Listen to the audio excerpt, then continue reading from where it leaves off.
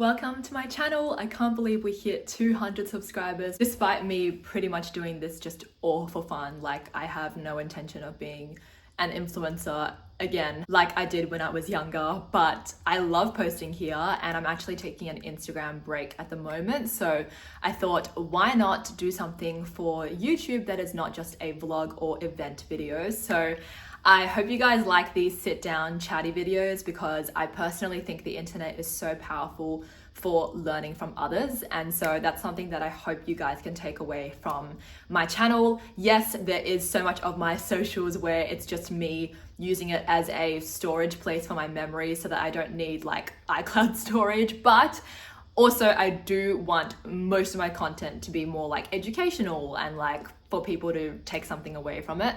So this video is going to be about how I would prepare for marriage now that I've been married for 11 months. I can't believe our anniversary is already in a fortnight, and it just went really quickly because so much happened for us. Obviously, we got a house and we moved out to the suburbs, so it's very, very different to how I was this time last year. I was just absolutely stressing about the wedding. I had vertigo before it. I was so done with planning and I just really hated my life, to be honest. But I have spoken a lot about my wedding, especially on Instagram, and I also vlogged my planning on here. So I thought, what is a topic that I feel well versed on enough to tell you guys advice? And that is, how did I actually prepare to be a wife? A lot of people are just like thinking about the wedding, especially in our very secular society. There's no religion attached to it like it is for me as a Christian. So there's a lot of like, oh, it's just a party for my family and friends. Or even I've heard about guys who propose purely because their girlfriend wants them to, which I think is so lame. And that's going to bite them in the ass if they keep having that attitude about marriage. But I thought that I had a few tokens of advice for you guys.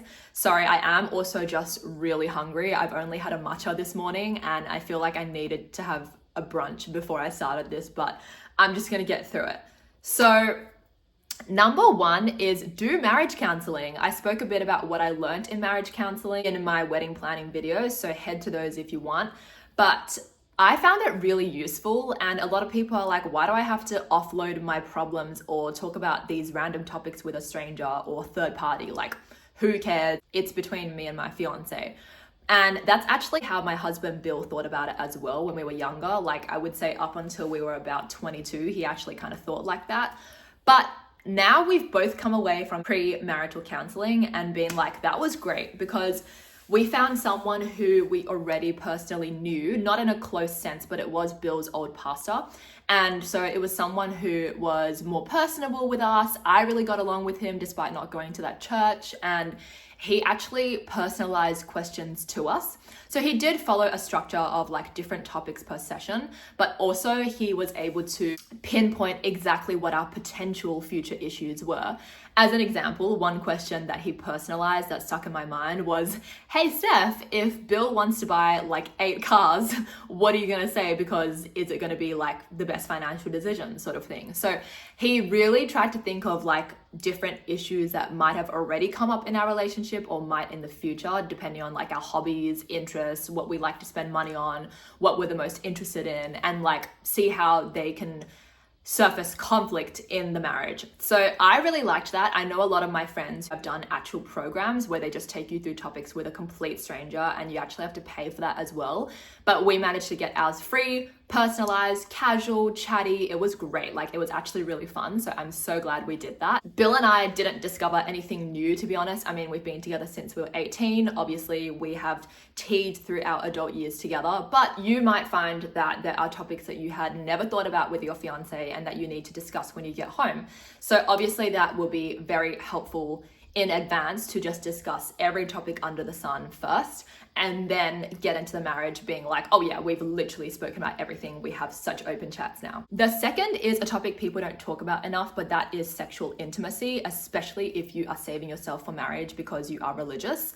I think that it is very important to actually research sex and the conditions that can come up when you go from being a virgin to suddenly not a virgin. It's actually very shocking to the system almost for some people. There are conditions that people don't warn you about, or there are feelings people don't warn you about, and only really close, open friends will mention it because obviously within the church itself, it's a little bit taboo. Not to obviously have sex within marriage, you're like actually meant to. But then in general, sex is just like a closed topic for a lot of churches or groups of people. So I think that it is very important that you actually kind of look into it, like whether that is talking to an older married couple that you look up to, or whether that is reading Christian books about sex, which I did when I was engaged. I think it's actually a super important topic. If you do have any direct questions that you'd like to ask me, I'm a very open book most of the time. So I feel like if you want to send me a message, I'll be willing to answer. Very, very much a topic that I think should be talked about more openly because everyone does it. God literally says in the Bible that people are joining together, not just emotionally or spiritually, but also physically.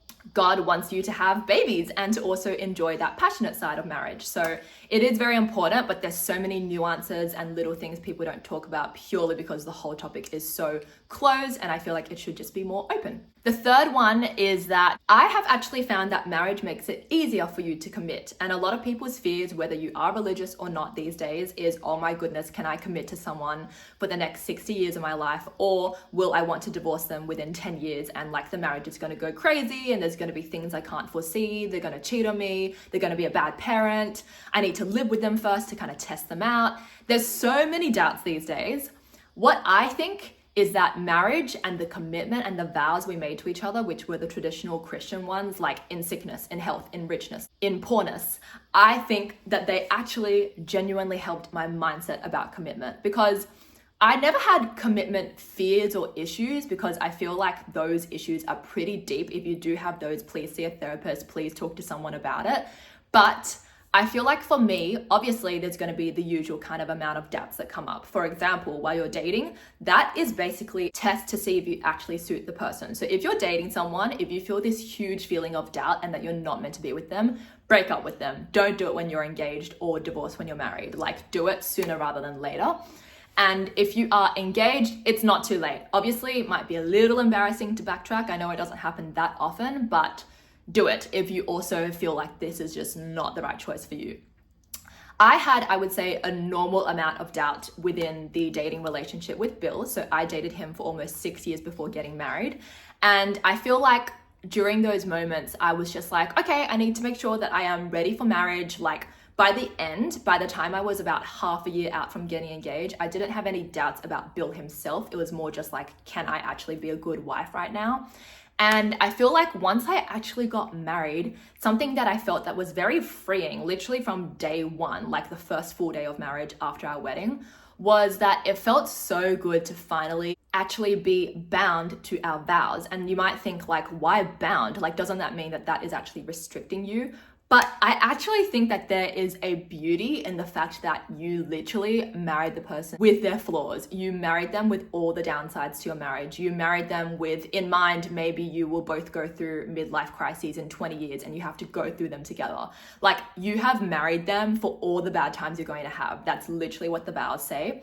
And so that is why I actually genuinely felt like there was a huge weight lifted from my shoulders when we got married, because you would think, oh my gosh, commitment is so scary. What if I want to divorce him later on? But actually, I think that commitment is very, very beautiful. I think that you have committed to each other's flaws. There is no divorce on Bill in my mind. We're going to try to never even mention it or see it as an option throughout our whole marriage.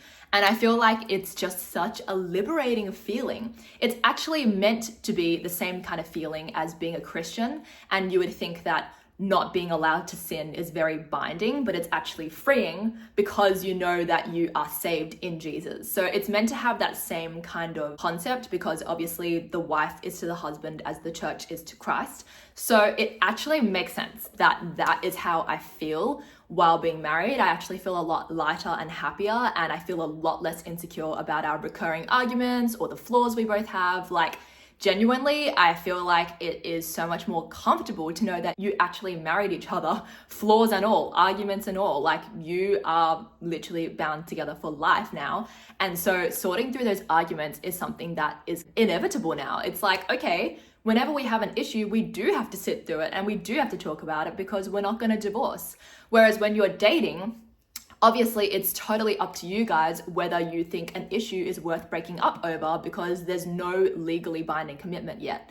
So I feel like it's actually a lot more freeing. So if any of my girlies are out there thinking they have commitment issues, I actually think that as long as you are with the right person, they are literally gonna go away when you get married. And so don't get me wrong, if you think that your partner is actually like a red flag and you really shouldn't be together, then I'm not saying marriage is gonna just solve all your problems and you're gonna have the best marriage ever. I am saying that you obviously do have to be with the right person first. You might be thinking, okay, how do I know if I am with the right person? I personally don't believe in a soulmate. I don't believe in like there's that one perfect person out there for you. However, I do believe that there is such things as like being very close to a soulmate, which I know is hard to find. I just happened to find one in Bill, so I'm very blessed in that way. But I feel like me and Bill knew that we were right for each other. We had sorted through so many issues and arguments, and we had gone through a lot together while dating, like externally as well. So I feel like we knew we were meant for each other, and the rest of it is commitment to each other. The rest of that is the effort and the promise, and it's not to do with like attraction or romance. It's literally to do with like, okay, we do get along, we've tested the waters, we've dated for a while now, and we are going to take that next step, and the rest of it is going to be full on effort and pure consideration for one another and consideration for the marriage to work out. If you are with someone who is like your Bill and who you know is someone that you really want to be with and who you think is right for you, then go for it. Like those commitment doubts will literally go away because you're actually going to feel more free within the marriage. If not, if you're kind of thinking, okay, I think I'm more on the side of like I have real commitment issues because the person's actually not for me, then please don't take that same advice and just go and get married to them, because obviously that's not going to solve your problems. My final way of preparing for marriage is that it's always going to be a learning curve. So like just because I've been having a great marriage so far with only 11 months doesn't mean that I am the best wife in the world. Obviously, it could just be partly a honeymoon phase of being married for the first year. Like who knows? I'm not going to come out here and be like, I'm going to have this level of great marriage forever. Obviously, there'll be changes in life. There'll be things that go badly. There'll be things we need to get through together. But I do think that it is really good to have a good marriage and to constantly keep learning before you take the next step, which is children, because me and Bill have just hit the jackpot this year of having a great 11 months, and hopefully that continues, because it means that we now have that capacity to actually prepare ourselves to be future parents. Don't worry, we are not trying for kids at the moment, but we would love to be parents in our late 20s. And so the fact that we are trying to prepare for that is actually a privilege, because if you think about it, if we hadn't had that great of a marriage so far, we wouldn't even be thinking about kids. We would be thinking about how to have a healthy relationship. So the fact that we can even think about how to prepare ourselves physically, emotionally, spiritually for kids in the future is actually great, because it means that our marriage is going well enough that we trust each other to be a team and to bring life into the world together, which is obviously very tough. I mean, especially that newborn stage where you're just like having those sleepless nights. A lot of my older friends are having kids now, and so like I can see it firsthand, and it's not going to be easy.